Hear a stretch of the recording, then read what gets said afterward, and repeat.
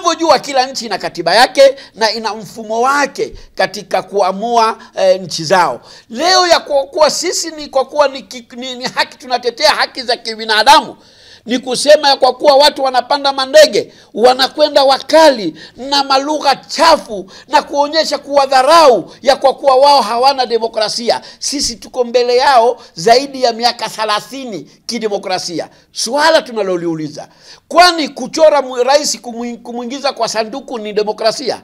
Kutumia maneno machafu ni demokrasia? Uchochezi ni demokrasia? Kwa hivyo tungewaomba wanaharakati wetu wa kutetea haki ya kibinadamu, amani ni umuhimu kuliko kitu chochote. Isiwe mnaonekana nyinyi ni special. Sisi wa Kenya tunachifanya tu kama sisi ni bora zaidi kuliko nchi za mashariki. Unakumbuka awali Nyerere aliita sisi wa Kenya wabebari. Sababu sisi tunachifanya makubwa kusema sisi tunashinda mataifa ambayo ni jirani zetu ya Afrika Mashariki.